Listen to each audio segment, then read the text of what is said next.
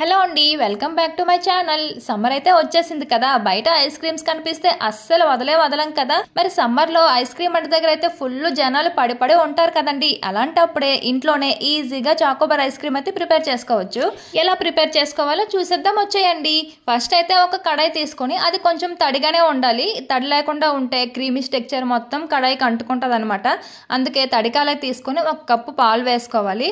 అదే కప్పుతో 1 cup milk powder వేసుకోవాలండి. ఆ రెండు బాగా మిక్స్ అయ్యాక అప్పుడు స్టవ్ ఆన్ చేసి అలా కలుపుతూ ఉండాలండి. పైన మేగడ ఏమి కట్టకుండా అలా కలుపుతూనే ఉండాలి. నెక్స్ట్ కొంచెం పంచదార అయితే వేసుకోవాలి. ఆల్రెడీ మిల్క్ పౌడర్ వేసుకున్నాం కాబట్టి అందులో కాస్త షుగర్ ఉంటుంది కాబట్టి కొంచెం షుగర్ వేసుకుంటే సరిపోతుంది. మీకు ఎక్కువగా స్వీట్నెస్ కావాలి అంటే షుగర్ కొంచెం ఎక్కువగా యాడ్ చేసుకోవచ్చు.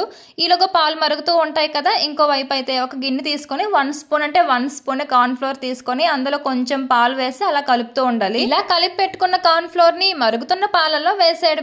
అలా వేసుకున్నాక ఇంకా గంటితో అలా కలుపుతూనే ఉండాలండి. కలపడం అయితే అస్సలు మానొద్దు. ఎందుకంటే కార్న్ ఫ్లోర్ వేస్తే ఇంకా అడుగు పట్టడం అయితే స్టార్ట్ అవుతుంది. పైన మేకడ కూడా కట్టకుండా అలా కలుపుతూ ఉండాలి. నెక్స్ట్ అయితే మంచి ఫ్లేవర్ కోసం 1 స్పూన్ వెనిలా ఎసెన్స్ వేసుకొని అలా కలుపుతూ ఉండాలన్నమాట. వెనిలా ఎసెన్స్ వేసుకుంటే ఐస్ క్రీమ్ మంచి ఫ్లేవర్ తో వెనిలా ఫ్లేవర్ అయితే వస్తుందండి. చూసారు కదా, ఇలా కలుపుతూ ఉంటే మంచి క్రీమీ స్ట్రక్చర్ అయితే వచ్చేస్తుందండి. ఆల్రెడీ చూడండి, మంచి క్రీమీ స్ట్రక్చర్ అయితే నాకు ఆల్రెడీ వచ్చేసింది. ఇలా వచ్చేస్తే ఇంకా స్టవ్ ఆఫ్ చేసేయడమే. అది చల్లగా అయిపోయాక ఒక బాక్స్లోకి పెట్టుకోవాలన్నమాట. అలా ఒక బాక్స్లోకి వేసుకున్నాక ఇది తీసుకెళ్ళి ఫ్రీజర్లో పెట్టుకోవాలి. ఒక 1 అవర్ అయితే పెట్టుకోవాలండి.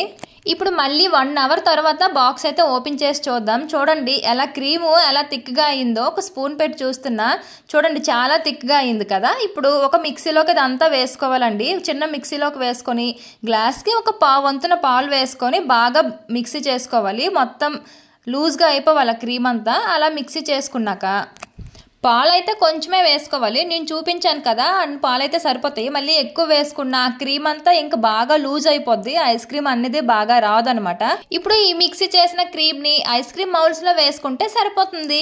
ఇలా ఐస్ క్రీమ్ మౌల్స్ మీ దగ్గర లేవు అంటే చిన్న చిన్న గ్లాసుల్లో కూడా వేసి చిన్న చిన్న పుల్లలు పెట్టుకుంటే సరిపోతుందండి. ఐస్ క్రీమ్ పుల్లలు ఉంటాయి కదా, అవి పెట్టుకుంటే సరిపోతుంది. నేను గ్లాసుల్లో పెట్టి కూడా చూపిస్తాను లాస్ట్ లో.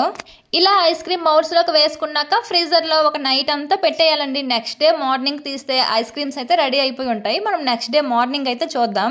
నెక్స్ట్ డే మార్నింగ్ అయితే ఇలా చాక్లెట్ క్రీమ్ అయితే రెడీ చేసుకోవాలి. దీనికోసం డార్క్ చాక్లెట్ అయినా మిల్క్ చాక్లెట్ అయినా పర్ఫెక్ట్ గా వస్తాయి అనమాట.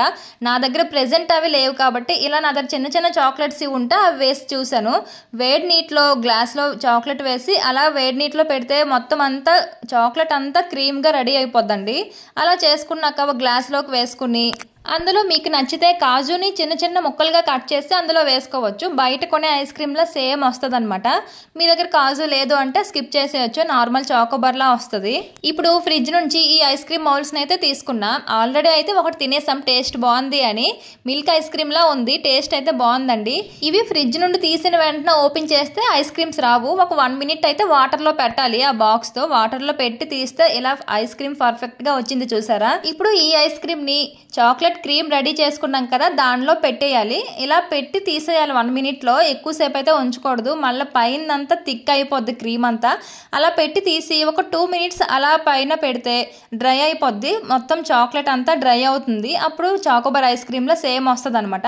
నేను గ్లాసుల్లో కూడా చూపిస్తా అని చెప్పాను కదా, చూడండి నేను గ్లాసులో కూడా ఆల్రెడీ పెట్టాను. ఇలా వచ్చాయి, బాగానే వచ్చాయి గ్లాసుల్లో కూడా. ఇప్పుడు గ్లాస్లో పెట్టిన ఐస్ క్రీమ్ కూడా ఇప్పుడు చాక్లెట్ క్రీమ్లో పెట్టుకుందాం.